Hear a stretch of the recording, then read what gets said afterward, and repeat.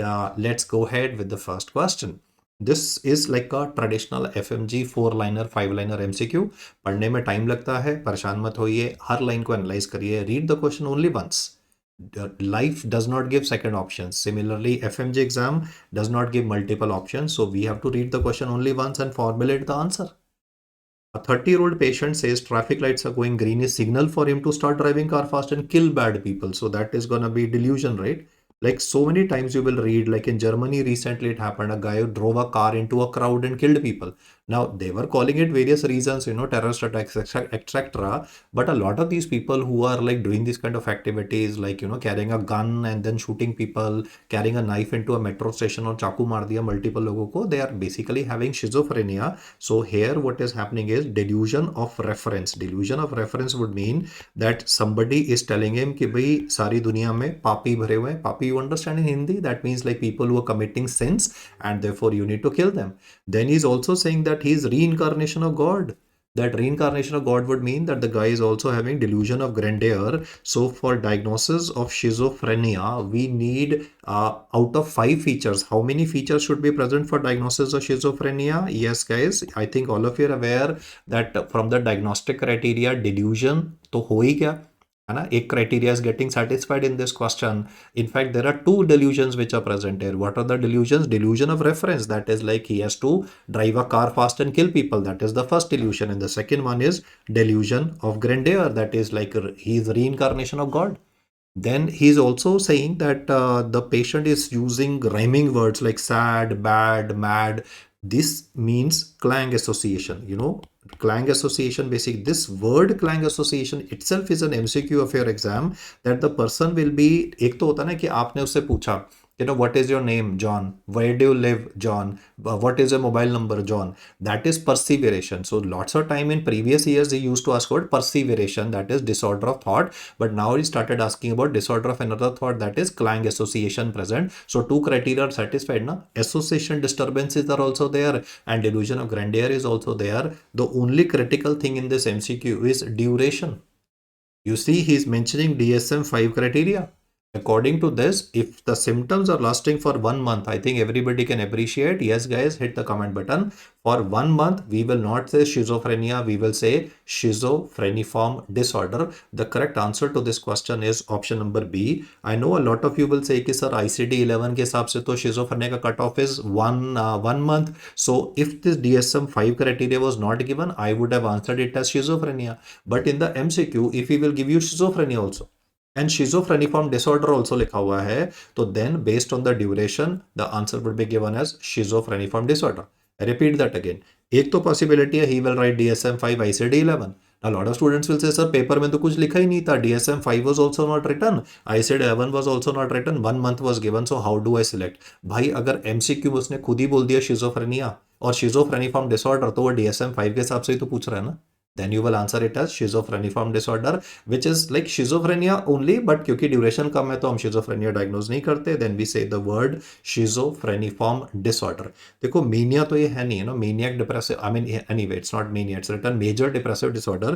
For major depressive disorder तो we will be discussing subsequently. It is like worthlessness, hopelessness, कुछ भी नहीं होने वाला, मेरी जिंदगी खराब है. So side caps are the feature that we see with major depressive disorder. तो ये तो बाहर हो गया. ब्रीफ साइकोटिक डिसऑर्डर, तो ब्रीफ तो नहीं है यार, 1 मंथ को तो ब्रीफ नहीं बोल सकते हैं. सो इधर इट्स गोना बी शिजोफ्रेनिफॉर्म और schizophrenia.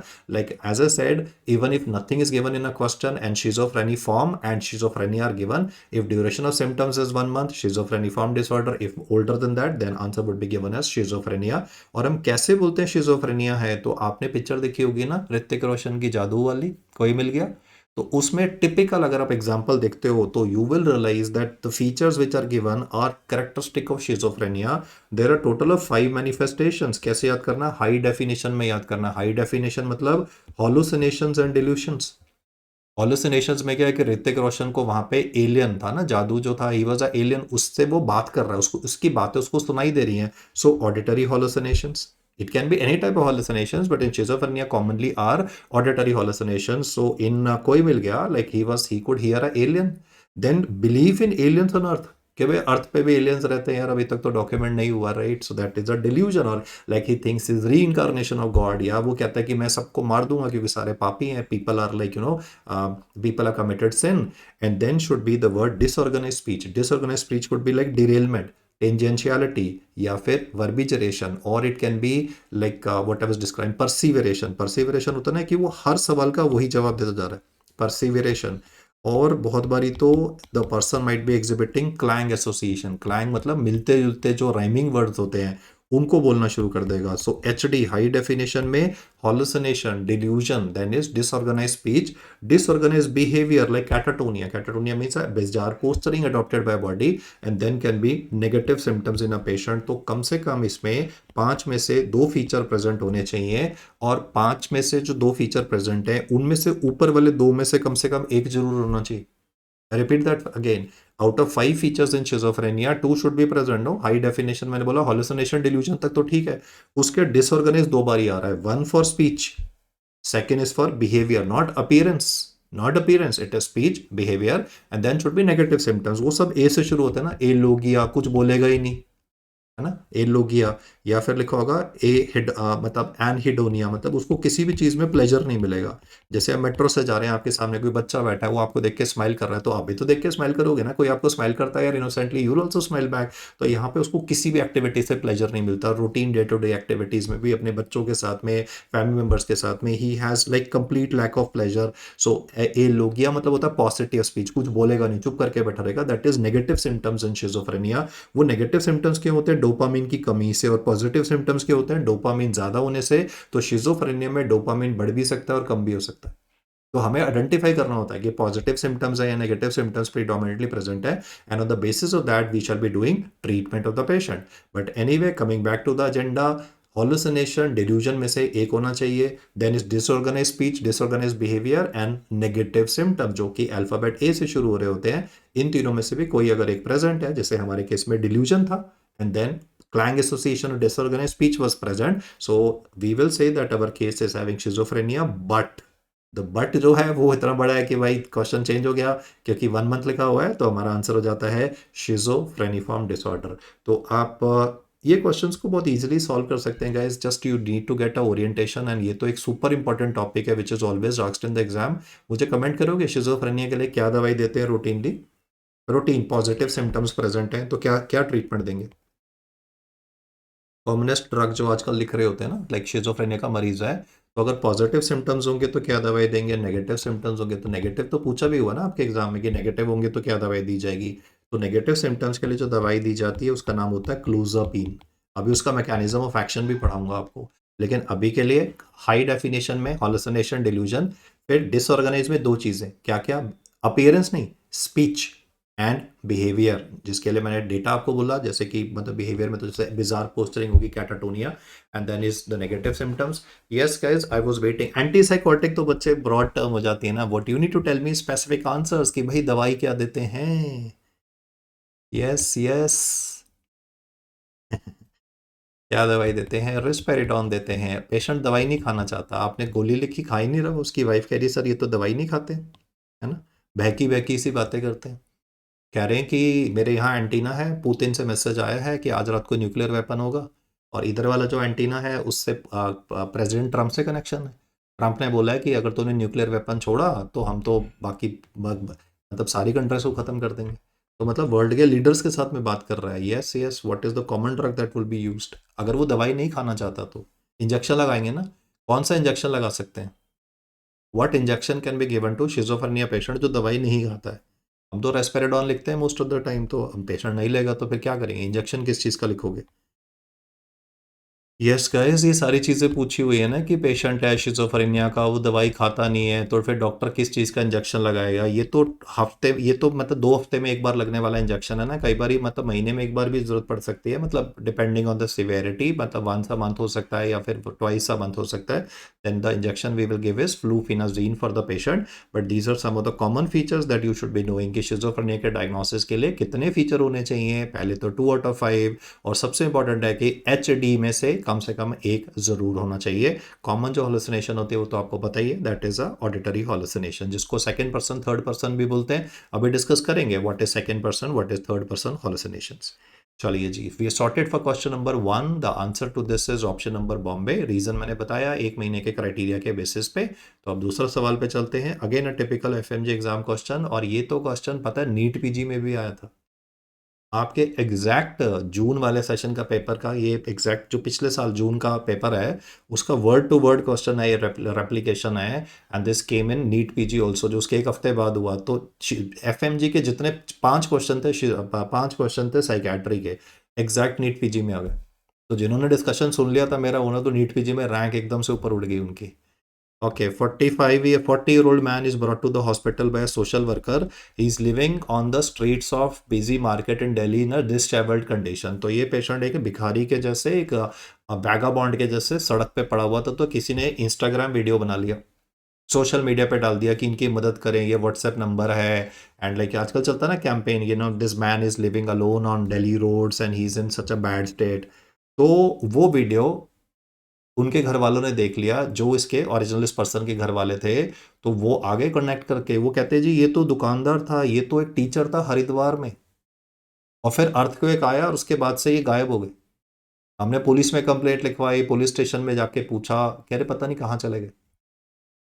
The guy is now living in Delhi, he is originally from Haridwar, he was a shopkeeper. After the earthquake he left the house and he's now living. He was like a respected shopkeeper in a locality in Haridwar. After the earthquake, which is like a stressful illness, stressful event, this guy went missing. The police said we have no idea of him, you know, missing person list में पूरे उन्होंने सारे police station छान मारे, मॉर्चरीज देख ली, लोगों को लगा कि भाई मर्डर हो गया, किडनैप हो गया, something like that. The guy was found 6 महीने बाद दिल्ली में, living as a beggar on the road. So this is a very characteristic manifestation where the person will be having amnesia. उससे पूछोगे बिना कि भैया आपका नाम क्या है, आपका मोबाइल नंबर क्या है, उसको ध्यान ही नहीं है यार, अपना नाम मोबाइल नंबर तो कोई याद रखता है ना। उसको पता ही नहीं है that this guy was married, उसके 2 बच्चे हैं, उसकी वाइफ है जो कि रो रही है कि मेरा हस्बैंड जो है दिल्ली में मिला, सड़क पे कहीं पे beggar, you know, living as a beggar on the road. So amnesia of the past events. और कई बार तो ये जो लोग होते हैं ये एक नई आइडेंटिटी, मतलब हो सकता है कि इसने एक नया आधार कार्ड बनवा लिया हो ना, आजकल तो 500 रुपये में नकली आधार कार्ड बन जाता है, तो उसने एक नया आइडेंटिटी ले लिया हो। तो amnesia past events is present, और उसके साथ साथ में second thing that is present is assuming a new identity. I mean, this guy was a shopkeeper or he was a teacher in a government school and now is living as a beggar. So बिल्कुल उसको याद ही नहीं है कि वो तो भाई married भी है, उसके बच्चे हैं, उसकी 2 डॉटर्स हैं जो कि रो रही हैं कि पापा हमारे को इंस्टाग्राम के थ्रू उनको पता चला। So this manifestation, I think guys, yes Adil, you were spot on. The answer is dissociative Fuego, it's a dissociative disorder. देखो पीटीएसडी तो है नहीं, अर्थक्वेक यहाँ पे जानबूझ के दे रखा था। लॉट ऑफ स्टूडेंट से बोला कि सर अर्थ को लिखा था तो हमें तो बताया था कि भाई लाइफ थ्रेटनिंग इलनेस है, तो भाई पीटीएसडी मार्क कर देना। भाई अगर पीटीएसडी होगा तो उसमें फ्लैशबैक्स होंगे ना, उसको सपना आएगा कि फिर से अर्थक्वेक आ रहा है, फिर से लाइट चली गई है, बिल्डिंग जोर जोर से हिल रही है या बिल्डिंग कोलैप्स कर गई है। तो there is no flashback given in this question. Conversion disorder, conversion disorder में न्यूरोलॉजिकल फीचर्स आते हैं। न्यूरोलॉजिकल फीचर्स क्या आते हैं, जैसे कि blindness, paralysis, difficulty in walking, can not hear. So neurological features अगर किसी पेशेंट में आ रहे हैं तो उसको हम कन्वर्जन डिसऑर्डर बोलते हैं। आगे क्वेश्चन है एक न्यूरोलॉजिकल फीचर्स के ऊपर में, जहां पे conversion disorder we will talk about once again. And depersonalisation, depersonalisation क्या होता है कि अगर आप नाइट ड्यूटी करोगे ना गवर्नमेंट हॉस्पिटल में 48 आवर्स की, 72 आवर्स की, तो मतलब मैंने जब 2 दिन ड्यूटी करी मुझे सोने को नहीं मिला। वो तो थर्ड डे मैं जब अब राउंड ले रहा था अपने कंसल्टेंट के साथ में, मुझे लग रहा है जैसे ना कोई पिक्चर चल रही है और मैं वहां नहीं हूं, मैं पिक्चर देख रहा हूँ, राइट। उसको बोलते हैं detachment from self. Detachment from self का मतलब है कि जैसे watching a movie from self, जो स्लीप डेप्रिवेशन के बाद में होता है। देखो अगर आप कुछ घंटे नहीं सोओगे, मान लो if you will sleep 4-5 hours today only, तो आप सुबह उठोगे हेडेक होगा। पर आपको 2 दिन सोने को ही ना मिले ना, तो तीसरे दिन क्या होता है, फिर नींद नहीं आती। देन स्लीप डेप्रिवेशन में you feel depersonalisation, you will feel as if आप कोई मूवी देख रहे हो, आप बोल रहे हो, राइट। आप मतलब मेरे को ऐसा फील हो रहा है कि यार मैं ना मतलब किसी मूवी में खुद को बोलता हुआ रियलाइज कर रहा हूँ। देन आई रियलाइज किया इनसाइड प्रेजेंट होती है, right. Depersonalisation is because of excessive stress. Inside present है, मुझे पता है कि यार मैं नहीं सोया हूँ, लेकिन मुझे अब नींद नहीं आ रही। इट्स लाइक कि मैं इतना फटीग्ड हो गया हूँ, इतना परेशान हो गया हूँ क्योंकि मुझे सोने को नहीं मिल रहा, दैट मुझे ऐसा लग रहा है कि यार मैं कोई मूवी देख रहा हूँ और मैं खुद को देख रहा हूँ कि मैं बात कर रहा हूँ राउंड के दौरान में, मैं कंसल्टेंट कौन सा कर रहा हूँ। So depersonalization is something that can be seen in psychiatric disorders, but it can be seen due to excessive stress. It can be seen due to lack of sleep in person also. So the exclusion से भी इस question का जो answer बनता है वो option number ए है, that is dissociative Fuego. Fuego का मतलब क्या होता है? फ्यूगो का amnesia of the past events and assuming new identity. उसको पता ही नहीं है कि उसके दो बच्चे हैं, उसकी दो डॉटर्स हैं, स्कूल गोइंग है, वो कह रही पापा कहाँ चले गए। और मतलब the guy is just like, ऐसा नहीं है कि he is deliberately doing it, it's a mental illness, right, which is contributing to development of dissociation from the past events in his life. The answer to this is option number A। इसी का example देता हूँ, बहुत बार ऐसा भी आपने सुना होगा कि कई लोग जो हैं वो घर छोड़ के चले गए, है ना, कोई मतलब कोई साधु बन गया, कोई रिलीजियस पाथ पे चला गया, कोई जाके किसी दूसरी कंट्री में जाके रहना शुरू कर दिया, राइट, वहाँ पे उसकी एक सेकंड वाइफ है, एंड लाइक एक तो होता है ना इलीगल जो लोग काम करते हैं कि वे दूसरे कंट्री में गए and then they are having illegal doing illegal stuff. मैं कह रहा हूँ कि उसको पता ही नहीं है कि फर्स्ट मतलब initially like what he was. So that's what is called as dissociative fugue. So answer to question number 2 is option number A. But yeah, a very interesting question that came in last time's June FMG exam and was repeated in NEET PG as well. So we sorted for 2. Let's look at 3. You are posted at a Nasha Mukti clinic, de-addiction clinic. A young teenager is addicted to smack and says that it helps him ejaculate spontaneously, right? I mean, normally तो person का ejaculation sexual activity होगा, masturbation पे होगा। यहाँ पे क्या है, smack पीने से उसको ejaculation हो रहा है, he is getting kick out of it, that he's not having to do any sexual activity and he's able to ejaculate, he's getting pleasure। I mean, a lot of people who are doing drugs will basically be doing drugs because एक तो उनको family pressure से दूर हो जाते हैं, plus they tend to get this sexual pressure as well, and you find him having excessive yawning with mydriasis and pillow erection. This is one of the characteristic manifestations। जो लोग smack लेते हैं उनमें आप देखोगे कि अगर वो जैसे कोई माँ है, वो अपने बच्चे के बारे में बोल रही है कि ना इसको डॉक्टर साहब बहुत नींद आती रहती है, ये ना सारी रात के पढ़ता रहता है, वो रात को स्मैक पी रहा है, राइट। अब वो दिन में जब वो माँ देख रही है, मतलब like the child is living on a separate floor, तो वरना तो स्मैक की स्मेल से पता चल जाता है मदर को, तो वो क्या करता है, वो धूप अगरबत्ती वगैरह जला देगा ताकि भाई मम्मा को स्मेल ना आए, and like he is taking smack. Now उसकी मम्मा कह रही है कि भाई मेरा ना लड़का बहुत मेहनत करता है डॉक्टर साहब, इसको बड़ी नींद आती रहती है, और आपने देखा कि उसके जो बाल है ना, they are standing up, right, the hairs are standing up, that is piloerection. तो that is a feature of drug withdrawal, कि जब उसको नहीं मिलेगी तो वो घर से पैसे चुराएगा, घर से पैसा चुरा के then he will go and he will be doing such illegal activity subsequently. I mean the lot of these people they will resort to stealing. The guys vitals में थोड़ा पल्स रेट ज़्यादा है, अंडरस्टैंडेबली ड्रग एब्यूज में होगा, there some tremors in a patient. What is the best drug for D addiction of this patient? तो de addiction detoxification के लिए initially इसमें क्या चालू करेंगे, ड्रग रिप्लेसमेंट। हम इसको स्मैक से क्या होता है, सीधा हिट मिलती है, तो पर्सन को शॉर्ट ड्यूरेशन हिट मिलती है, उसको हाई मिलता है, फिर उसके बाद में लेवल्स क्रैश कर जाते हैं, फिर उसको फिर से स्मैक चाहिए, फिर चोरी करेगा, आप किसी का मोबाइल फोन खींच लेगा। तो हम इनको बोलते हैं कि भाई तुझे हम नशा मुक्ति केंद्र में ड्रग्स देंगे। वो कह रहा है आप ड्रग्स दोगे डॉक्टर साहब, आप ड्रग्स देने वाले हो? हमने बोला हाँ जी, हम आपको ड्रग्स प्रोवाइड करेंगे। तो यहाँ क्या रिप्लेसमेंट देते हैं बच्चे, हम मिथाडोन देते हैं। Methadone will act like smack only, we will put the guy on methadone which will work like smack, it will act on the same receptors on the brain जिसको उसको स्मैक से addiction मिल रही है, but this is a long acting derivative. तो उसको बार बार क्या होगा, अब उसको बार बार स्मैक लेने की आदत नहीं पड़ेगी, तो जो क्राइम रेट होगा वो भी कम हो जाएगा। आईवी ड्रग इंजेक्शन अगर वो ले रहा है तो उसका भी रेट कम हो जाएगा, तो उसको सेल्फ हार्म की पॉसिबिलिटी लेस हो जाती है। Methadone is a long acting opioid, yes it is a long acting opioid which is given to this patient. इसको देने से फायदा क्या होता है कि उसको जो किक मिलती है ना हेरोइन लेने से, वो उसको गोली खाने से मिल रही है, तो सेल्फ हार्म की जो टेंडेंसी होती है वो रिलेटिवली कम हो जाती है। एंड द क्राइम पार्ट वाला जो पार्ट होता है कि भाई मोबाइल फोन चोरी कर लिया, चोरी क्योंकि गवर्नमेंट से सप्लाई में मिल रही है ना, नशा मुक्ति केंद्र में हम भी उनको ड्रग्स ही दे रहे हैं, पर ड्रग क्या दे रहे हैं, मेथाडोन की गोली दे रहे हैं, which will have same effect as smack but will act for long duration 24 hours. तो उसको रोज रोज स्मैक लेने की जरूरत नहीं है, हम इसको 6 मंथ्स 8 मंथ्स 1 ईयर आप ऐसे ही चलने दीजिए, धीरे धीरे उसको आप पे कॉन्फिडेंस आ जाएगा कि मैं डॉक्टर साहब के पास जाता हूँ, वो मुझे एक टैबलेट देते हैं, उसको नहीं हम बोलेंगे कि ड्रग्स देंगे, राइट, वो तो मैं आपको समझाने के लिए बोल रहा हूँ, but the guy will have confidence in you and he will say मैं उसको छोड़ना चाहता हूँ, तो मैं उससे बोलूंगा हिम्मत है छोड़ने की, छोड़ के दिखाएगा? कह रहा है हाँ जी सर, आपने बोल दिया तो मैं छोड़ दूंगा। मैंने बोला ठीक है, 2 हफ्ते के लिए ना ये दवाई नहीं लेनी है। अगर तू 2 हफ्ते नहीं लेगा ना इसको, तो फिर मैं तुझे एक नई दवाई चालू करूंगा। वो जो नई वाली दवाई चालू करनी होती है ना, उसका नाम क्या होता है? नैलट्रेक्सोन। तो नैलट्रेक्सोन जो चालू करनी है ना बच्चे, उसको 2 वीक्स आफ्टर डिसकंटिन्यूशन मिथाडोन शुरू करनी है। Don't give when he is on methadone. जब उसने बोला कि मैं ये गोली खानी छोड़ दूंगा, that can be 6 months, 8 months, 1 year, 2 year, what ever.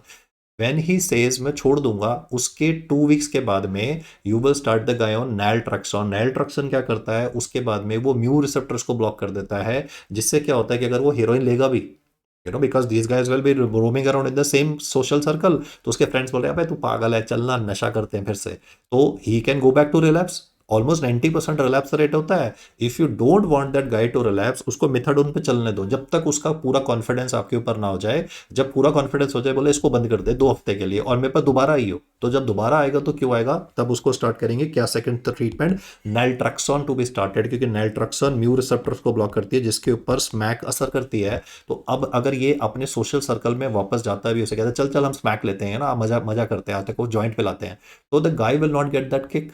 तो उसको रियलाइज होगा कि यार ये तो वर्थलेस है, मुझे तो किक ही नहीं मिल रही है, क्योंकि अब मैं ड्रग से फ्री हो गया हूं। That is what the guy will think. So basically for de addiction, for detoxification, we start with मिथाडोन।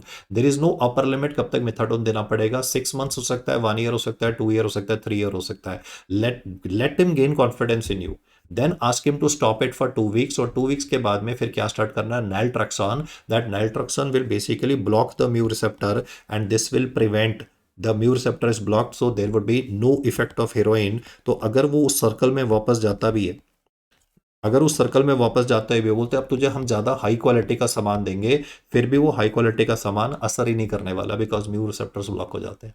तो I mean like there lot of people who doctors who are running this नशा मुक्ति clinics, and obviously psychiatry department will be doing it separately, but because drug abuse is so common, all this drug come from Pakistan, right. वो drone से आता है, then lands up at Punjab border, from Punjab border it sent everywhere.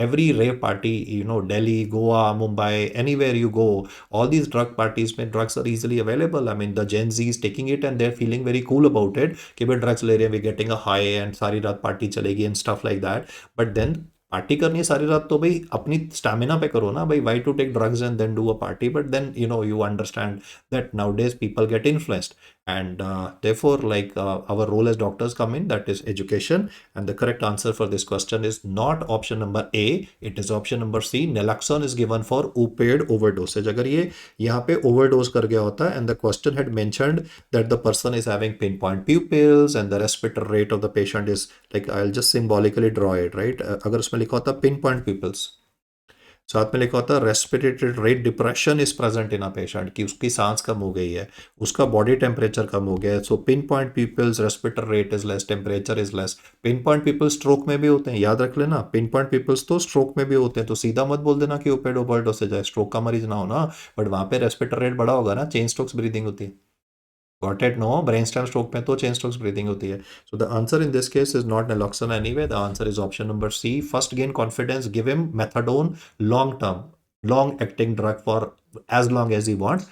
Once he says I want to quit, make him quit methadone, then introduce naltrexone so that he does not go back to the old ways. A lot of time, Maradona जैसे था, मैं ना, Maradona was, I think all of you know, no? I mean हमारी generation में तो Maradona was like the legend, right? अभी जैसे आपके जमाने में मेसी है, in fact lot of you might not have seen even Messi और Ronaldo playing at the peak of their careers, क्योंकि उनका भी 2010 के आसपास में ही पीक था। So lot of you are like I mean might have like started watching football later, but I can say Maradona, then couple of other football players from Latin America, Copa America, they went the drugs way, right? And that's really sad because the treatment can be done. So I think we sorted for question number 3, that is methadone, and let's move on to the fourth one. 35-year-old woman, typical FMG question, 5 line का question पढ़ के ही आदमी थक जाता है। Patient presents with sadness, anhedonia, poor sleep, loss of appetite for 6 months. तो उसने खुद ही 6 मंथ्स करके थोड़ा सा तो आपके लिए इजी कर ही दिया है। वो कह रही है कि I wanna kill myself. Patient is having thoughts of self harm, और पेशेंट कोशिश भी कर चुका है, you have tried SSRI, you tried cognitive behaviour therapy, 2 महीने से पूरी दवाई चल रही है, इंप्रूवमेंट भी नहीं हो रही है, अभी she is not eating food, she is having hopelessness, so everything is telling us that the patient is having depression. और कौन से वाला, is it a major depression और is it a persistent depression disorder. So MDD या PDD में difference क्या होता है, जो MDD होता है उसके लिए तो symptoms should be more than 2 weeks, but PDD के लिए तो मोर देन 2 ईयर्स होने चाहिए। तो यहाँ पे तो आप देख रहे हो कि जो पेशेंट के सिम्टम्स हैं वो मेजर डिप्रेसिव डिसऑर्डर को इंडिकेट कर रहे हैं, right. Patient is having depression, one is MDD major depressive disorder, second is persistent depressive disorder. जो परसिस्टेंट डिप्रेसिव डिसऑर्डर होता है उसमें तो पेशेंट को हमेशा मतलब लो लगता रहता है, that is for symptoms should be lasting for more than 2 years. तो अब यहाँ पर आंसर तो MDD है। अब बोल रहा है क्या करेंगे, तो क्योंकि सुसाइड करने की कोशिश करी, सेल्फ हार्म करने की कोशिश करी, तो हम बिजली का झटका देंगे ना। तो डिप्रेशन का इलाज क्या होता है, सबसे number 1 reason for suicide is depression, तो क्या करते हैं, ECT देते हैं, electroconvulsive therapy. Guys, for any question that tells you that the person is having a MDD और साथ में सुसाइडल आइडिएशन है, सुसाइडल अटेम्प्ट्स हैं, राइट। तो ऐसा नहीं है कि वो सिर्फ सोच रहा है कि भाई I will kill myself, I am worthless, it is person has tried to kill himself also, suicidal ideation is present in a patient. So the combination of the two basically means that we will now have to give electroconvulsive therapy. बेटा protocol पढ़ोगे ना, TCA तो तब काम करता है ना जब पेशेंट में सुसाइडल आइडिएशन नहीं होती है। तो लिथियम तो देंगे नहीं, स्विच टू अनदर SSRI, जब एक पैरोक्सिटिन काम नहीं किया तो दूसरे से क्या हो जाएगा। The basic rule is that when a person of depression is having suicidal ideation and suicidal attempts, that means drugs are not working. और 2 महीने तो दे दिए ना आपने, ड्रग्स लिखा तो है उसमें कि SSRIs कॉग्निटिव बिहेवियर थेरेपी हमने 2 महीने के लिए ट्राई किया, फिर भी इंप्रूवमेंट नहीं हो रही है, पेशेंट सेल्फ हार्म ट्राई कर रहा है, तो हमें इलेक्ट्रोकन्वल्सिव थेरेपी देना है। देखो बी तो होता नहीं है, लिथियम तो मेनिया में यूज होता है, MDP में तो इसलिए बाहर हो जाता है। अगर एक SSRI काम नहीं किया तो दूसरा, सेम मैकेनिज्म ऑफ एक्शन के 2 ड्रग्स डालने का तो कोई रैशन मतलब नहीं होता ना, तो इरेशनल हो गया। और C है ट्राइसाइक्लिक एंटीडिप्रेसेंट, दैट इज एमिट्रिप्टिलिन। तो एमिट्रिप्टिलिन मैं ऐड कर सकता था अगर मुझे सुसाइडल अटेम्प्ट ना लिखा होता। If this question did not mention self harm, I would have said I initiate, तब आंसर C हो गया होता, इनिशिएट ट्राइसाइक्लिक एंटीडिप्रेसेंट पे। एक मान लो उसका चल रहा था, सर्टालिन चल रहा था या any other antipsychotic was being given, sertraline commonly दे रहे होते हैं, पैरोक्सिटिन दे रहे होते हैं, तो like we were giving SSRI and there is no improvement, so you can add TCA in a patient, but considering the suicidal attempt, the answer is not to initiate drugs now straight away, बिजली का झटका लगाएंगे, that is electroconvulsive therapy, that is done under general anesthesia, because most people will think that Hindi movie में ना कि जैसे वो पकड़ के 2 आदमी बिजली का झटका उसको लगा रहे हैं, so it is not like that, patient has to be empty stomach and it is given under GA for this patient. So answer to question number 4 is option number D, but a very interesting question that came up for today. Okay, G. Moving to the next one. A corporate executive exhibits easy distractibility, indiscretion, grandiosity, and the wife says कि ये 2 घंटे सिर्फ रात को सोते हैं, सारी रात लैपटॉप पे बैठे रहते हैं। बॉस कह रहा है कुछ काम ही नहीं करते, है ना। एक तो जैसे आप और मैं कभी कभी मोबाइल लेके बैठ जाए ना, स्क्रॉल करते जा रहे हैं, काम वहाँ पढ़ाई तो हो नहीं रही, बस मोबाइल देखे जा रहे हैं, थक गए, है ना। ये क्या कर रहा है, लैपटॉप पे बैठा है। वाइफ कह रही है कि सर काम, बोल तो रहे काम का बड़ा प्रेशर है, but he is not working, because यहाँ पर तो मतलब जब उसकी वाइफ उसको हॉस्पिटल में लेके आई है तो बहुत ज़्यादा गुस्सा कर रहा है, चिल्ला रहा है, डॉक्टर के ऊपर चिल्ला रहा है, रिफ्यूजिंग टू स्लीप। तो यहाँ पे जो फीचर्स हैं सारे के सारे वो मेनिया को इंडिकेट कर रहे हैं, और जो पेशेंट के सिम्टम्स हैं वो तो एक्यूट ऑनसेट सिम्टम्स हैं ना, तो मेनिया में तो 7 डेज में डायग्नोसिस बना सकते हैं। I mean for mania if the symptoms are present of DIG FAST, DIG FAST क्या होता है, डिस्ट्रैक्टेबिलिटी की। नॉर्मली एक बारी में आदमी एक काम करता है, मैं भी आप और मैं 2 कर लेंगे ना, जैसे आपने मोबाइल फोन में रील भी देख ली, मुझे भी सुन लिया, बट डिस्ट्रैक्टेबिलिटी इतनी भी ज़्यादा नहीं होना कि भाई एक बारी में एक ही काम कर रहे हैं।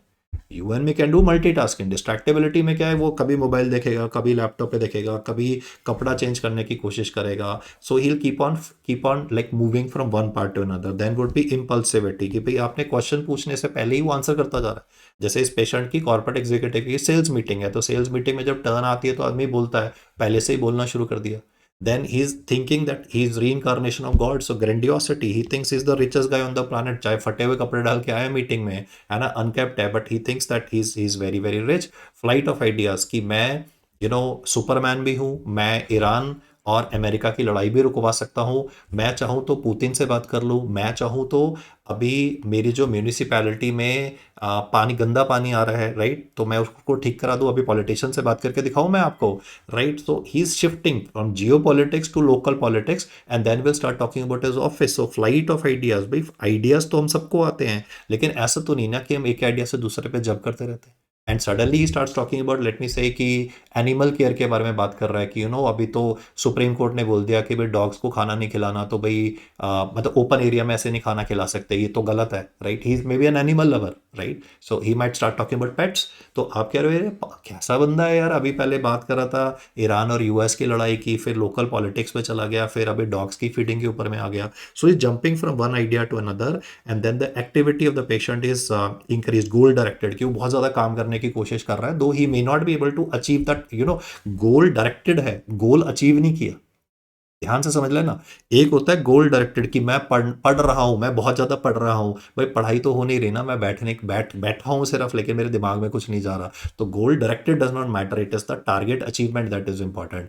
देन स्लीप उसकी डिक्रीज है, टॉकेटिवनेस, प्रेशर स्पीच है, बहुत फास्ट बोलेगा। मीनिया वाला पेशेंट जो है इतनी तेज बोलेगा कि you will have difficulty in catching up the patient. So Dick fast में से कितने फीचर होने चाहिए कि हम मेनिया बोल सकते हैं, आप कमेंट करिएगा। Meanwhile I go to the answer, what is the first line drug for this patient guys, because the patient is violent, because the patient is aggressive, तो यहाँ पे लोराजेपाम देंगे। इनफैक्ट यहाँ पे सबसे पहले दवाई लोराजेपाम इंट्रोड्यूस होगी, उसके बाद में सेकंड जो दवाई यहाँ पे इंट्रोड्यूस करेंगे वो ऑब्वियसली लिथियम इंट्रोड्यूस करनी है, पर लिथियम के ड्रग लेवल्स को आने में टाइम लगता है। देयरफॉर इस पेशेंट के लिए हमें पहले इसको एजिटेशन वाले पेशेंट को काम डाउन करने के लिए, क्योंकि वो सेल्फ हार्म कर सकता है, वो डॉक्टर को हार्म कर सकता है, वो खुद को हार्म कर सकता है, what we should try and do is give IV lorazepam for this patient. Waiting for your comments guys for diagnosis of mania in a person. कितने सिम्टम्स प्रेजेंट होने चाहिए, मतलब डिग फास्ट में से कितने से ज्यादा सिम्टम्स प्रेजेंट हो, या बोलोगे कि पेशेंट को मीनिया प्रेजेंट है तो डिग फास्ट में से तीन भी कहीं पे लिखा होता है, तीन कहीं पे लिखा होता है, चार तो बहुत सारे स्टूडेंट्स की क्वेरी होती है कि सर हम एग्जाम में क्या आंसर करके आएंगे, तो दोनों ही सही है। व्हेन आई से लाइक दिस तो कह रही होती है अरे सर दोनों कैसे सही हो सकता है। तो भाई क्वेश्चन के ऊपर डिपेंड करता है। अगर पेशेंट का मूड यूफोरिक है, अगर वो बहुत हाई है, हैप्पी है, तो फिर हम तीन ज़्यादा कंसिडर करते हैं। अगर पेशेंट का मूड इरिटेबल है, so if the question mentions that the mood of the patient is irritable versus super happy, elated, like he is talking as if कि भाई कल ही मैं वॉर को रुकवा दूंगा और इंडिया में एलपीजी की जो कमी है वो पूरी की पूरी मैं ठीक करवा दूंगा, बस मुझे एक फ़ोन कॉल करने की ज़रूरत है, just get me on call with Putin, let me get on call with you know President Trump, and I'm gonna settle down everything. So this is gonna be like 3 and 4 both are answers, but it depends upon whether it is euphoric versus irritable. So dig fast is the criteria for identifying mania, जैसे size caps are for identification of depression. The learning point for you guys on these two MCQs are, अगर वो depression के मरीज में suicidal attempt बोलता है तो आपको इलेक्ट्रोकन्वल्सिव थेरेपी आंसर करना है, और मीनिया वाले केस में अगर वो पेशेंट वायलेंट दिखा रहे हैं तो काम डाउन करने के लिए पहले lorazepam needs to be given to the patient. So answer to question number 5 is option number C, and we come to question number 6, one liner. About 30% of questions in FMG exam will be one liner, 50% will be 4 and 5 liner, and some would be like integrated. So let's do it. Best intervention to quit smoking. है ना, छल्ले बना रहे है ना, ऐसा smoking कर रहे हैं, सेंसोरी मोटर मैनिपुलेशन वाले. Yes guys, what is the best way. वो कहता है सर छोड़ ही नहीं पाता हूँ, है ना, थोड़ी थोड़ी देर बाद मन करता चल यार सुट्टा मार के आते हैं. अब साथ वालों को भी ले जाता है ना, लाइब्रेरी में पढ़ रहा है, कह रहा चल यार सुट्टा मार के आते हैं ना, he thinks it's a cool thing to do. वो कहता है मैं छोड़ नहीं पा रहा हूँ, है ना, I have tried everything but I cigarette पीने से मैं रिलैक्स फील करता हूँ, I feel like more in control, है ना, लाइफ तो कंट्रोल में नहीं है, तो वो क्या कर रहा है, सिगरेट पी के सिगरेट की बर्निंग को कंट्रोल करने की कोशिश कर रहा है, उससे ज़िंदगी तो कंट्रोल होने नहीं वाली है. So what is the best intervention to quit smoking guys. सबसे जो मोस्ट इफेक्टिव इंटरवेंशन होती है स्मोकिंग को क्विट करने के लिए, वो तो दवाई होती है, उसका नाम होता है वार्निकलाइन. और वार्निकलाइन के बाद में जो सेकेंड इंपॉर्टेंट दवाई होती है वो होती है निकोटीन रिप्लेसमेंट. निकोटीन का हम उसको क्या दे सकते हैं, तो निकोटीन का चूइंग गम दे सकते हैं या स्प्रे दे सकते हैं, राइट. सो निकोटीन गम या लोजेंजिस जो होते हैं, जो चूसने वाली गोली है, क्योंकि बेसिकली जो माउथ का सरफेस एरिया होता है वो काफ़ी ज़्यादा वास्ट होता है, इनफैक्ट उसने ये भी पूछा हुआ है कि कौन सा ज़्यादा इफेक्टिव है, निकोटीन नेजल स्प्रे ज़्यादा इफेक्टिव है या निकोटीन गम ज़्यादा इफेक्टिव है। तो निकोटीन गम या लोजेंजेस ज़्यादा इफेक्टिव है because wider surface area as compared to the nasal mucosa. लेकिन जो सबसे इंपॉर्टेंट दवाई है best intervention to quit smoking is varenicline, उसके बाद में है nicotine gum and lozenges. Bupropion नहीं बेटा, ब्यूप्रोपियोन तो सिर्फ उनमें काम करते हैं जिनमें एंग्जाइटी भी होती है ना, बहुत सारे सिगरेट स्मोकर बड़े एंशियस लोग होते हैं, थोड़ा सा भी स्ट्रेस हो जाए नहीं यार चल सुट्टा मार के आते हैं, तो because they have anxiety concomitantly, we might be giving bupropion to these patients. But the best way to quit smoking is option number B, क्योंकि A में क्या लिखा है, venlafaxine। venlafaxine तो SNRI होता है ना, it's a serotonin norepinephrine release inhibitor. तो वेनलाफैक्सिन नहीं, वार्निक्लाइन। वार्निक्लाइन क्या होता है, it is the alpha 4 beta 2 जो निकोटिनिक रिसेप्टर होते हैं, ये अल्फा 4 बीटा 2 का निकोटिनिक रिसेप्टर का पार्शल एगनिस्ट में नहीं, पार्शल एंटागनिस्ट है। This is the alpha 4 beta 2 nicotinic receptor का partial antagonist. So the correct answer for question number 6 is option number B, it is not delta guys. Bupropion तो एक backup drug है जिसको हम use कर सकते हैं। Okay fine, so we are sorted for the sixth question for today. Let's move on to the next one. Sixth was B, Bombay. Seventh one, alcoholic पे सवाल आना ही आना है। 45-year-old alcoholic comes with tremors, agitation, insomnia and vomiting and currently is unconscious in the ER with ultrasound showing a shrunken liver। भाई PP के liver cirrhosis तो हो ही गया है और अभी आदमी अनकॉन्शियस है, पोर्टल हाइपरटेंशन भी दे रखी है उसने साथ। Random blood sugar is 75, that's a cause of concern. Hypoglycaemia भी हो सकता था तो I would have given dextrose to the patient, but anyway random blood sugar 75, pretty decent. Sodium is 130 with a potassium of 5। Potassium तो normal है, sodium थोड़ा कम है, तो हाइपोनाइट्रीमिया पे भी क्वेश्चन हो सकता था, but yeah I mean 130 is not the time when we will have seizures. तो भाई करेंगे क्या, तो एक बार फिर से पढ़ लेते हैं। देखो ट्रेमर्स भी दे रखा है, एजिटेशन भी दे रखा है, तो एक बात तो क्लियर है that the clinical presentation is of DT, that is delirium tremens, which is due to cessation of alcohol intake. इसे अल्कोहल पीने को नहीं मिला होगा, तो जिस भी रीज़न से लॉकडाउन लग गया, अल्कोहल पीने को नहीं मिला, तो डिलीरियम ट्रेमेंस हो जाता है। डिलीरियम ट्रेमेंस में हम सेडेट करते हैं पेशेंट को, तो क्या देना होता है, लोराजेपाम। तो 4 ऑप्शंस में लोराजेपाम तो दिया ही हुआ है, तो अब आगे क्या करें। तो आगे के लिए आपने देखना है कि भाई ऑक्ट्रोटाइड तो देते हैं पोर्टल हाइपरटेंशन के लिए, कमेंट करो भाई फटाफट से। ऑक्ट्रोटाइड तो देते हैं पोर्टल हाइपरटेंशन के लिए अगर जीआई ब्लीडिंग हो रही होती है, जैसे कोई जीआई ब्लीडिंग तो है नहीं है, तो ऑक्ट्रोटाइड तो नहीं देंगे। थायामीन क्यों देते हैं, क्योंकि वर्निकेज एंसेफलोपैथी हो सकती है, तो एजिटेशन वाला जो पार्ट है, इंसोम्निया एजिटेशन वाला component, that can be due to Wernicke's encephalopathy in the patient as well ना। I mean the point is, क्योंकि अब वो आके अभी तो अनकॉन्शियस हो गया ना ER में। इनिशियली उसको जब वो आया था स्टार्टिंग में कैजुअलिटी में तो बहुत अग्रेसिव हो रहा था, सो नहीं रहा था, लेकिन अभी तो वो अनकॉन्शियस हो गया कैजुअलिटी में, तो he could be having Wernicke's encephalopathy also, so we need to give thiamine to this patient। Dextrose मैंने क्यों नहीं आंसर किया, क्योंकि ब्लड शुगर तो 75 दे रखी है ना यहाँ पे। रैंडम ब्लड शुगर तो नॉर्मल है ना, मतलब 70 के ऊपर तो हम 70 से 100 नॉर्मल लेके चलते हैं, तो ब्लड शुगर नॉर्मल है तो डेक्सट्रोज तो देंगे नहीं। सो क्या प्लेन लोराजेपाम देंगे या थायमीन देंगे, तो बेसिकली इनमें हमें लोराजेपाम भी देना होता है और साथ में by default thiamine should be given to these patients because there is a risk of triggering of even Wernicke's encephalopathy. So the combination of the two things should be given for management of DT in the patient, that is delirium tremens। The correct answer to this question is option number C। बाकी पीछे I think ये था ही, मेरा एक FMG student था, वो ऐसे ही patient को कैनला लगा रहा था लोराजेपाम देने के लिए, कैनला काउंटर हो गया। तो ये जो पेशेंट था ना, he was a pickpocket, Tihar jail से लेके आए थे दिल्ली पुलिस वाले उसको। तो वो कैनला काउंटर हो गया, तो मतलब इसने ना डॉक्टर को गाली दे दी। तो जो अपना लड़का था उसको भी गुस्सा आ गया कि यार ऐसे गाली दी उसने, तो उसने वापस गाली दे दी। तो दोनों के बीच में मतलब there was like verbal altercation. Now this doctor he was putting cannula in the patient again, क्योंकि कैनला तो काउंटर हो गया था, तो he was putting cannula in the other hand. तो वैसे वेन वेन बना रहा है पूरे, ऐसे जैसे आप कैट लगाते हो ना, पूरा पूरा एक ऐसे पहले पहले आप कैथेटर बांधोगे, रबर कैथेटर, ताकि वेन्स प्रोमिनेंट हो जाए, और फिर आप ऐसे करते हो ताकि वेन्स प्रोमिनेंट हो, स्पिरिट से क्लीन करते हो, देन यू पुट अ कैनला। सो ये लड़का कैनला लगा रहा है और ये जो बंदा था criminal, he was having a blade in his mouth, उसने निकाल लिया भाई ने, है ना, इसने देखा नहीं और इसने गर्दन में मार दिया सर उसकी, राइट, गर्दन काट दी लिटरली। तो it was all blood everywhere, luckily it was a superficial cut, उसकी जुगुलर वेन वगैरह नहीं कटी।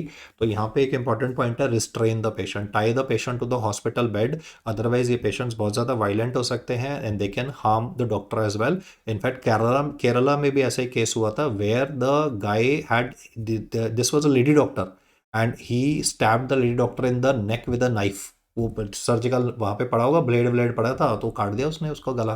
तो I mean it's like a very violent situation when you are dealing with cases of delirium tremens. So horrible stories हम हमेशा सुनते रहते हैं, so restraining the patient is a paramount importance. The answer to question number 7 is option number C. Okay जी, moving to the next question. यहाँ पे क्या क्या ड्रग्स और दे सकते हैं, तो लोराजेपाम इज लिवर सेफ, ये याद रख लेना। लिवर लॉट ड्रग्स जो होते हैं वो LOT, oxazepam, temazepam, these are the drugs which can be used in, ये लिवर सेफ ड्रग्स हैं। These are liver safe drugs. You do not give like diazepam to alcoholic patients because liver उनका damaged है, तो diazepam liver से metabolize होता है, liver में there is a proper oxidation system happening, so those drugs are like usually not recommended in patients with liver cirrhosis. तो क्या दे सकते हैं, तो लॉट वाले ड्रग्स दे सकते हैं। LOT क्या होता है, लोराजेपाम, ऑक्साजेपाम एंड टिमाजेपाम, और जो लिवर सिरोसिस में अवॉइड करने चाहिए LOT वाले ड्रग्स दे सकते हैं। अवॉइड क्या करना चाहिए, तो अवॉइड करना चाहिए डाइजेपैम, क्योंकि ये जो होता है drug, this is basically metabolised by cytochrome P450। फिर एक लॉन्ग एक्टिंग मॉलिक्यूल होता है जो आपके नोट्स में दिया हुआ है, बेंजोडाइजेपिन, जिसका नाम होता है क्लोर, this is one of the longest acting benzodiazepine, जिसका नाम होता है क्लोरडाइजे इपॉक्साइड। और तीसरा तो खैर फास्ट एक्टिंग है, दैट इज मिडाजोलम। बट ये तीनों दवाइयां are not liver safe drugs, these are basically metabolised by phase 1 liver oxidation, and liver क्योंकि डैमेज्ड है तो लिवर सिरोसिस में हम इनको रिकमेंड नहीं करते हैं। So DCM is not to be given, DCM is not to be given, and what can be given to the patient is LOT, lorazepam, oxazepam and temazepam are medicines that can be given to the patient in liver scenario। मतलब जब भी alcohol withdrawal पे question आएगा तो आपने देखना है कि क्वेश्चन में सिरोसिस लिखा हुआ है कि नहीं है, क्योंकि अगर सिरोसिस है तो फिर LOT वाले ड्रग्स यूज करेंगे, और अगर सिरोसिस नहीं है फिर तो कोई चक्कर ही नहीं है ना, फिर तो then you can be using DCM in the patient also, diazepam, chlordiazepoxide and midazolam. I'll just improve the spelling here. This is diazepoxide. This is one of the longest acting benzodiazepines in a patient, and always take care of not letting Wernicke's encephalopathy trigger in an unconscious patient who's an alcoholic. So 7th is sorted. Let's go to the 8th one. Leading cause of intellectual disability in a boy, ये question देखो biochemistry में भी आना है, ये question ने paediatrics में आना है, और इस क्वेश्चन को आज साइकेट्री में भी आना ही आना है, क्योंकि इंटेलेक्चुअल डिसेबिलिटी मेंशन्ड है, मेंटल रिटार्डेशन प्रेजेंट है, और वो भी बॉय में। तो आप जानते हैं कि गर्ल पे क्वेश्चन होता है साइकेट्री में, उसको अगर कोई मतलब इनवॉलेंट्री मूवमेंट्स भी हैंड में प्रेजेंट होती हैं कई बार, ये ना clapping movement, girl baby clapping करती रहती है, रिपीटेटिव मूवमेंट्स करती रहती है, तो उसको बोलते हैं Rett syndrome. So when ever you get a question on a girl child and neuro developmental issues given, it is Rett syndrome. वैसे ही बॉय मेंटल रिटार्डेशन और सेल्फ म्यूटिलेशन, सेल्फ म्यूटिलेशन मतलब अपना होठ खा जाएगा, ऐसे इधर से खून आना शुरू हो जाएगा, he will bite his lips. मैंने केस देखा जिसका ना ऐसे नाखून खाता रहता था, नाखून तो खाना, देखो nail biting is very common in lot of people, आप भी अगर एंशियस पर्सनालिटी है तो हो सकता है आप नेल बाइटिंग करते हैं, इतना नेल बाइटिंग किया कि खून निकल आया सर, इतना ऐसे नाखून खाई जा रहा खाई जा रहा खाई जा रहा, खून निकल गया सर, हर्ट खाया हुआ यहां से ना, ऐसा ऐसा लग रहा है जैसे कोई काट के ले गया, right, horrible to look at. That is self mutilation feature, क्योंकि यहाँ पे प्यूराइन सैल्वेज पाथवे डिफेक्टिव होता है, प्यूराइंस क्योंकि मेटाबोलाइज नहीं हो रहे होते तो यूरिक एसिड का लेवल बढ़ जाता है, इसकी वजह से हो सकता है कि वो ये भी बोले ऑरेंज डाइपर सिंड्रोम। यहाँ पे यूरिक एसिड के जो क्रिस्टल्स होते हैं ना, वो जब ये बच्चा छोटा होगा तो यूरिक एसिड क्योंकि यूरिन में एक्सक्रीट होता रहता है, तो कई बार लिखा होता है orange diaper syndrome. That is थोड़ा मतलब दो ये टर्म थोड़ा सा पीडियाट्रिक्स के फेवर में चला जाता है, but still you should be knowing. एक तो ऑरेंज डिस्कलरेशन ऑफ यूरिन पढ़ते हैं ना रिफैम्पेसिन के साथ में, तो मैं उसकी बात नहीं कर रहा हूँ, I am not talking about rifampicin, I am talking about orange diaper syndrome. That's orange diaper syndrome which is gonna be like the aspects which are related to like that uric acid in excess and is excreted in the urine of the patient। तो I think answer तो clear हो ही गया ना, leash निहान syndrome, क्योंकि बाकी किसी में self mutilation features होते ही नहीं है। यूरिक एसिड जो होता है वो न्यूरोसाइकेट्रिक मैनिफेस्टेशंस कर रहा है, इट्स इंड्यूसिंग साइकोसिस, it is causing self mutilation to happen in this patient. और क्योंकि ये एक्स लिंक्ड रिसेसिव डिसऑर्डर है तो इसलिए बॉयज में ज़्यादा मिलता है, तो कभी भी मतलब by mental retardation self mutilation आ रहे हैं तो you have to answer is Lesch Nyhan. अगर मैं इसको चेंज कर दूं, अगर मैं सिर्फ ये बोलूं कि ये बॉय है और मेंटल रिटार्डेशन है, और फिर मैं बोलूं कि जी साथ में लार्ज टेस्टिस भी है और लार्ज ईयर्स भी प्रेजेंट हैं, तो लार्ज टेस्टिस है, लार्ज ईयर्स हैं, तो then we will think in terms of fragile X syndrome in a patient. So that is again a question that has been asked multiple times. Boy mental retardation, large testes, large ears is a feature with fragile X. Then can be a boy mental retardation, and then there can be testicular atrophy, small testes, that can be Klinefelter syndrome in a patient. Right, boy. Then he will say antisocial personality, but along with antisocial personality there is a small testis, और small testis होने की वजह से क्योंकि testosterone की मात्रा कम हो जाएगी तो they can be gynaecomastia. Then this is a presentation that we see with Klinefelter syndrome, KS. So 3 questions here: boy mental retardation, self-mutilation, that is Leishman. Boy mental retardation with large testes, Fragile X syndrome, antisocial small testes, and that would be Kaposi sarcoma. So fairly straightforward ones. Okay, ji. So we are sorted for 8th one. Let's look at the 9th. 25-year-old male with history of disorganized behavior. कहता मुझे आवाजें सुनाई देती हैं. Frequently here's noises, जो कि उसके बारे में बात कर रहे हैं. ये बोल रहे हैं कि ये हमजा है ना, और आईएसआई वाले बात कर रहे हैं कि इसको मार देंगे. राइट, उसने धुरंधर मूवी देख ली है, अब उसको लग रहा है कि मैं भी हमजा हूँ, है ना, और मेरे बारे में डिस्कशन हो रहा है, and like people are planning to kill me, and it is ISI in collaboration with CIA which is doing some collaboration and planning to kill me. उसको नहीं बात, उससे बात नहीं कर रहे, उसके बारे में बात कर रहे हैं, तो उसको बोलते हैं थर्ड पर्सन हॉलुसिनेशन. अगर उसको डायरेक्टली बोल रहे होते हैं कि देख हम तुझे मार देंगे, हम तुझे 2 घंटे में ढूंढ लेंगे, तू कहां पर भी दिल्ली में छुप के बैठा है, that is second person हॉलुसिनेशन.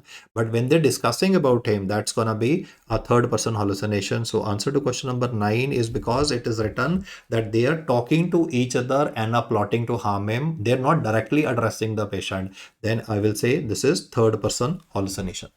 Complex hallucination क्या क्या होता है? तो कॉम्प्लेक्स हॉलुसिनेशन तो मिलता है टेम्पोरल एपिलेप्सी में, जहाँ पे patient will sell that I can smell rotten fish, है ना, सड़ी हुई फिश कहाँ पे है, या चूहा मरा हुआ है. कह रहा है वार्ड में चूहा मरा हुआ. आप कह रहे हैं कहाँ स्मेल कहाँ आ रही है? कह रहा है नहीं, चूहे मरे हुए किस, जैसे when a rat will die it will produce a bad smell ना, so they would be like bad smell, bad taste. So taste या स्मेल अगर खासकर क्वेश्चन में जैसे बोल रहा है कि बर्निंग रबर, जैसे टायर जलाते हैं तो बड़ी बुरी सी स्मेल आती है ना, या पेंट के वार्निश की बड़ी सी स्मेल आती है, तो कह रहा है कि रबड़ जलने की स्मेल आ रही है, या कहीं पे ना फ्रेश पेंट वार्निश का स्मेल आ रहा है. तो जब भी टेस्ट हॉलुसिनेशंस हैं, स्मेल हॉलुसिनेशंस हैं, that is complex hallucinations. They are basically seen with temporal lobe epilepsy. यहाँ पे ऑडिटरी नहीं होता. It is taste and smell hallucinations, these are called as complex hallucinations, and they are seen with damage to the temporal lobe. वो temporal lobe stroke भी हो सकता है, but मैंने बोला कॉमन जो है temporal lobe epilepsy. Extracampine क्या होता है? पेशेंट को लगेगा as if his body is projected in space.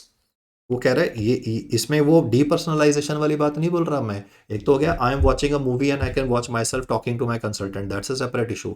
यहाँ पे तो वो कह रहा है कि मेरी बॉडी थर्ड स्पेस में प्रोजेक्टेड, इसे 3D मूवीज में दिखा रहे होते हैं.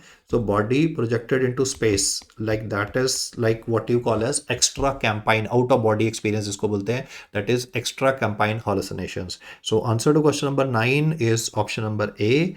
And second person hallucination is when person is directly address to, जैसे उसको कोई धमकी दे रहा है कि यार तुझे मार देंगे, तू दिल्ली में कहीं पे भी छुप जा, है ना, हम तेरे मोबाइल से ट्रैक कर लेंगे, तू मोबाइल स्विच ऑफ भी कर देगा फिर भी ट्रैक कर लेंगे तेरे को, है ना, that is second person. But if it is like उसके बारे में डिस्कशन हो रहा है ना, कि आपस में डिस्कशन चल रहा है and like they plan to harm me, then it is third person hallucination. So 9th is option number A. Keep the comments on guys. Moving to the 10th one. 60-year-old alcoholic patient is in the ICU after prostate surgery और अपनी IV line निकाल रहा है. This is one of the commonest easiest questions to be solve by you. और mostly जब रात को आप आईसीयू में ड्यूटी पे होगे ना, ये सबसे बड़ी दिक्कत होती है, क्योंकि आईसीयू की लाइट्स वो ऑफ नहीं करते हैं, है ना, रात को भी आईसीयू की लाइट्स ऑन. आपको सर आईसीयू की लाइट्स रात को डिम करनी ही करनी है. पेशेंट को एक इल्यूजन आना चाहिए, दो वो आपको लग रहा है ना कि उसको आपने ड्रिप्स दे रखी हैं, आपने उसको मिडाजोलम दे रखा है, वो सो रहा है, नहीं. लाइट का बहुत फर्क पड़ता है सर. द पेशेंट, रात को आपके आईसीयू की लाइट्स बिल्कुल डिम होनी चाहिए. लोगों को लगता है डॉक्टर सो रहे हैं, डॉक्टर नहीं सो रहे हैं, हम पेशेंट को सुलाना चाहते हैं. When the person is disoriented in the intensive care unit, अपनी खुद की आईवी लाइन निकालने की कोशिश कर रहा है, देन इट इज डिलीरियम। अब इस क्वेश्चन में ट्रिक क्या है, अल्कोहलिक लिखा हुआ है तो क्या ये डिलीरियम ट्रेमस नहीं हो सकता? तो डिलीरियम ट्रेमस क्यों नहीं है इसका आंसर, क्योंकि यहाँ पे वाइटल स्टेबल है, क्योंकि यहाँ पे देखो पल्स 84 है जो कि नॉर्मल है, बीपी 170 में, रेस्पिरेटर रेट नॉर्मल है, क्योंकि वाइटल स्टेबल है, इसलिए डिलीरियम ट्रेमस नहीं है। अदरवाइज मैं पहले इसको डिलीरियम ट्रेमस आंसर करता क्योंकि अल्कोहलिक लिखा हुआ है, राइट। सो अगर इस क्वेश्चन में वाइटल्स अनस्टेबल होते एंड सेम डेटा दिया होता, then my answer would have been delirium tremens in a patient, same thing can be experienced by a patient, but because vital stable है, so we are going more in favor of delirium in this particular case. The answer for this question is option number C. और psychotic episode क्यों नहीं है, क्योंकि साइकोसिस में क्या होता है, हॉलुसिनेशंस होते हैं, डिल्यूजन्स होते हैं। यहाँ तो इस पेशेंट में ऐसा नहीं है कि उसको लग रहा है कि भाई, हॉलुसिनेशन में तो ऐसा लग रहा है कि शरीर पे सांप लौट रहे हैं, बिच्छू, बिच्छू समझते हो, स्कॉर्पियन, है ना, अल्कोहलिक्स में होता है। A lot of alcoholics they tend to have, चलो आप लोग बताओ मुझे, अल्कोहलिक हॉलुसिनेसिस होता है ना, please comment what is the type of hallucinations that are seen in alcoholic हॉलुसिनोसिस।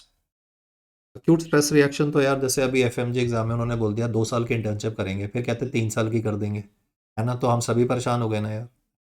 तो acute stress reaction, acute stress reaction तो किसी भी इवेंट से हो सकता है ना, जो एडवर्स इवेंट है आपकी लाइफ में, कभी भी कोई चैलेंज आ जाए, है ना। जैसे एनएमसी वाले ने वो पागल लोग हैं, बाबू लोग होते हैं ना, आईएएस अफसर जो होते हैं, वो तो लकीर के फकीर होते हैं। वो बोलते हैं 7.5%, मतलब मैं स्टेट में 7.5% ही दूंगा आपको सीटें, है ना, अगर उसका 100 सीट है तो मैं 7.5 सीट दूंगा। क्या 7.5 का क्या मतलब होता है भाई, है ना, कैसे परसेंटेज निकाली, कोई रूल नहीं है, रैशनल नहीं है। तो what I am trying to say is that that would be adverse events. Alcoholic hallucinations are not auditory, बच्चे आपने पढ़ा ही नहीं है फिर साइकेट्री। अल्कोहलिक क्या बोलता है डिलीरियम ट्रेमेंस में, जब वो होश में आ रहा होता है, शरीर पे सांप चल रहे हैं, शरीर पे सांप लौट रहे हैं, इंसेक्ट्स क्रॉलिंग, कोकेन बग्स नहीं पढ़ा रहा, कोकेन बग्स तो अलग है भाई।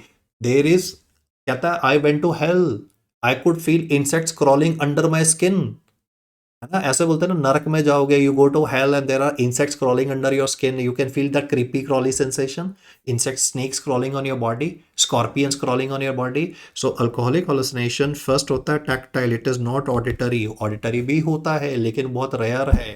फर्स्ट हॉलुसिनेशन जो होती है अल्कोहलिक में, अल्कोहलिक हॉलुसिनेशंस में, हॉलुसिनोसिस में, the first one that appears in alcoholic hallucinosis is tactile hallucination, that is snakes crawling on the body, creepy crawly, creepy crawly मतलब जैसे शरीर पे सांप चल रहे हैं, कीड़े चल रहे हैं, that is the initial one। फिर क्या देखेगा, विजुअल, विजुअल में क्या बोलेगा विजुअल में क्या बोलेगा, विजुअल hallucinations में इसको क्या बोलते हैं, Alice in Wonderland. Alice in Wonderland मतलब बोलेगा सब कुछ छोटा हो गया, उसको बोलते हैं माइक्रोप्सिया, दैट इज विजुअल हॉलुसिनेशंस। सो पहले टैक्टाइल होता है, फिर विजुअल होता है, एंड लास्टली यू मे और मे not be having auditory. Auditory is more common with respect to patients who are having schizophrenia. You can get it in alcoholic hallucinations also, but it is tactile and visual that are like initially present. And they've asked this कि patient को insects crawling हो रही है, सबने cocaine answer कर दिया। भाई question तो पढ़ लो कि अल्कोहल पे बेस्ड है, क्रीपी क्रॉली सेंसेशन है बॉडी पे, दैट इज कि उसको ड्रिंक करने को नहीं मिला था, तो पहले वो डीटी में चला गया, डिलीरियम ट्रेमस में, उसके बाद में उसको अल्कोहलिक हालुसिनेशंस हो गई। ओके, एलिस इन वंडरलैंड, हाँ जी हाँ जी, एलिस इन वंडरलैंड एक नॉवल है, पढ़ना, गूगल करना, एलिस इन वंडरलैंड सिंड्रोम होता है ना। उसमें क्या होता है, एलिस एक लड़की थी, ये बंदा जो था ना, ये अल्कोहल पी के नॉवल लिखता था, है ना, एक ब्रिटिश ऑथर था।